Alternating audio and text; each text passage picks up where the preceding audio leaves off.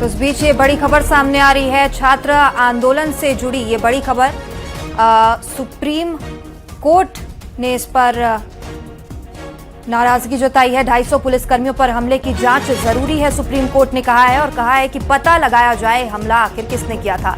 हमला करने वाले छात्र थे या फिर असामाजिक तत्व थे।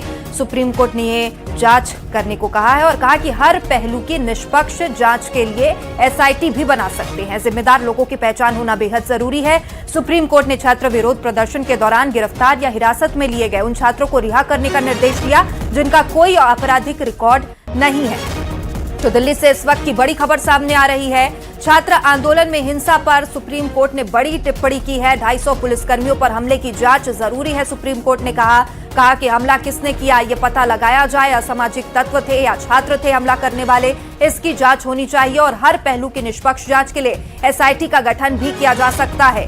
जिम्मेदार लोगों की पहचान होना बेहद जरूरी है। इसके साथ ही सुप्रीम कोर्ट ने छात्र विरोध प्रदर्शनों के दौरान गिरफ्तार या हिरासत में लिए गए उन छात्रों को रिहा करने के भी निर्देश दिए हैं जिनके पहले कोई आपराधिक रिकॉर्ड नहीं है। तो जंतर मंतर पर हुए प्रोटेस्ट को लेकर सुप्रीम कोर्ट ने बड़ी टिप्पणी की है। कहा कि किसने 250 पुलिसकर्मियों पर हमला किया इसकी जांच होना बेहद जरूरी है। हमला किसने किया, ये छात्र थे या असामाजिक तत्व थे, इस पर जांच होनी चाहिए और बेहतर जांच के लिए एसआईटी का गठन भी किया जा सकता है। जिम्मेदार लोगों की पहचान होना बेहद जरूरी है।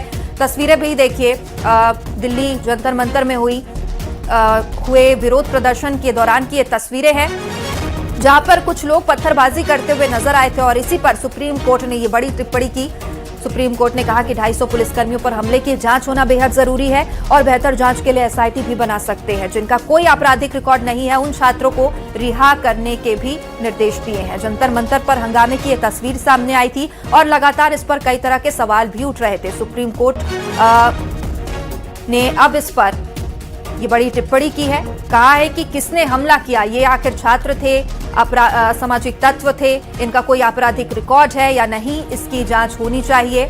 जंतर मंतर पर हंगामे मामले में सुप्रीम कोर्ट में सुनवाई हुई है और सुप्रीम कोर्ट ने कहा कि गिरफ्तार छात्रों में कौन छात्र है, कौन असामाजिक तत्व है, किसका पहले आपराधिक रिकॉर्ड है, इसकी जांच हो और उसके बाद छात्रों को रिहा किया जाए। छात्र आंदोलन में हिंसा की तस्वीरें सामने आई थी और जिन छात्रों को पकड़ा गया है उन छात्रों के रिहाई के लिए सुप्रीम कोर्ट ने बड़ी टिप्पणी की है। उनका कहना है कि जिनके कोई आपराधिक रिकॉर्ड नहीं है उनकी जांच होनी चाहिए।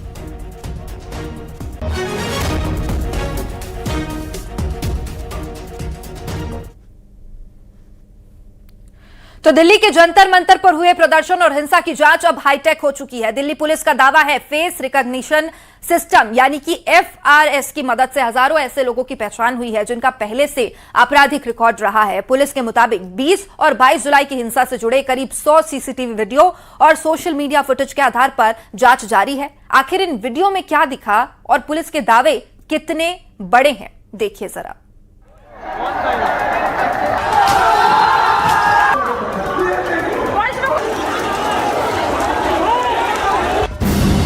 जंतर मंतर पर प्रदर्शन, भीड़, नारेबाजी और फिर हिंसा।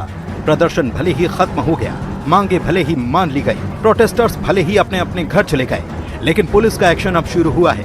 बीती 20 और 22 जुलाई की घटनाओं की जांच में दिल्ली पुलिस अब फेस रिकॉग्निशन सिस्टम यानी कि एफआरएस का इस्तेमाल कर रही है। पहले जानिए कि 20 जुलाई को आखिर क्या हुआ था।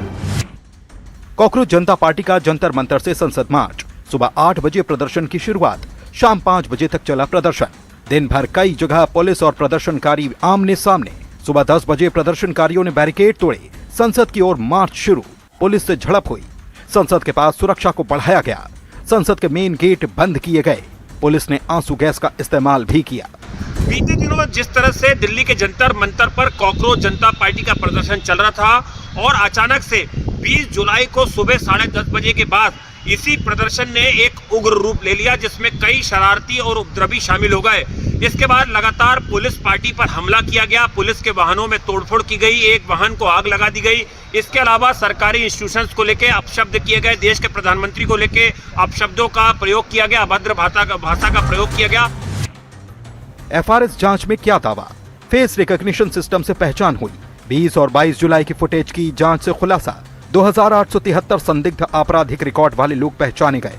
कई लोग अलग अलग दिन भीड़ में कई बार नजर आए। सोशल मीडिया पोस्ट और सीसीटीवी की भी जांच जारी। दिल्ली पुलिस का दावा है कि प्रदर्शन के दौरान कई बार बैरिकेड तोड़े गए, संसद की ओर बढ़ने की कोशिश हुई और पुलिस बलों पर हमला किया गया। पुलिस के मुताबिक करीब 100 सीसीटीवी फुटेज वीडियो की जांच का हिस्सा हैं, जिसमें हिंसा के कई दृश्य रिकॉर्ड हैं। सीसीटीवी फुटेज में क्या दिखा? पुलिस के मुताबिक बैरिकेड तोड़ती भीड़ नजर आई, पुलिस पर पथराव किया गया, पुलिस वाहनों में तोड़फोड़ हुई, पुलिस कर्मियों पर पेपर स्प्रे का इस्तेमाल किया गया, सरकारी और निजी संपत्तियों को नुकसान पहुंचाया गया।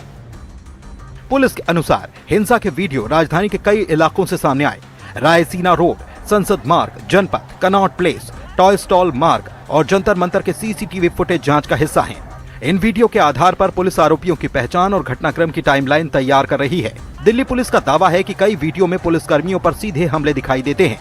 इनमें घायल महिला पुलिसकर्मी इंस्पेक्टर नंद किशोर पर हमला, एसीपी विवेक भगत के साथ मारपीट और आरएएफ जवानों पर कथित हमले की तस्वीरें शामिल हैं।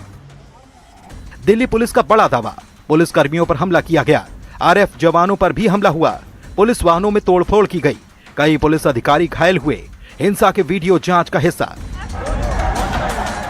पुलिस का कहना है कि हिंसा में करीब 200 पुलिसकर्मी घायल हुए, 15 से ज्यादा पुलिस वाहन क्षतिग्रस्त हुए और 60 से ज्यादा प्रदर्शनकारी भी घायल हुए। पुलिस का कहना है कि वीडियो और एफआरएस के जरिए हिंसा में शामिल लोगों की पहचान कर कानूनी कार्रवाई की जा रही है। हिंसा में नुकसान, पुलिस के मुताबिक 200 पुलिसकर्मी घायल हुए, 15 पुलिस वाहन क्षतिग्रस्त हुए, 60 से ज्यादा प्रदर्शनकारी घायल हुए, 100 सीसीटीवी वीडियो जांच में लिए गए। कि अगर प्रोटेस्टर्स ने रिटेलिएशन में करा है, जैसे होता है ना एक्शन हो रहा है उसका एक रिएक्शन आ रहा है, अगर वो चीज़ दिख रही है then of course that's not something we want कि उनको पनिश करा जाए। पर जहाँ पे हमें दिख रहा है कि सामने से किसी ने उकसाया है तो ऑफ कोर्स वो तो police will take of course then तो नहीं। एंड हमने बोला कि इन ऑल केसेस। इस बीच महाराष्ट्र साइबर ने भी दावा किया है कि प्रदर्शन के दौरान पाकिस्तान और मलेशिया से संचालित 500 से ज्यादा सोशल मीडिया अकाउंट सक्रिय थे, जिनके जरिए माहौल खराब करने की कोशिश की गई। इन दावों की जांच संबंधित एजेंसियां कर रही हैं। महाराष्ट्र साइबर का दावा, 500 से ज्यादा संदिग्ध सोशल मीडिया अकाउंट पाकिस्तान और मलेशिया से संचालित होने का आरोप, इंस्टाग्राम, फेसबुक और एक्स पर मिली गतिविधियां। दिल्ली पुलिस के लिए अब सबसे बड़ा आधार CCTV footage, social media video और फेस रिकॉग्निशन सिस्टम से मिली पहचान है। हालांकि जांच अभी जारी है और जिन लोगों की पहचान हुई है उनके खिलाफ सबूतों और कानून के मुताबिक एक्शन होगा। लेकिन दूसरी ओर प्रदर्शन से जुड़े संगठन हिंसा के आरोपों से खुद को अलग बताते हुए निष्पक्ष जांच की मांग कर रहे हैं।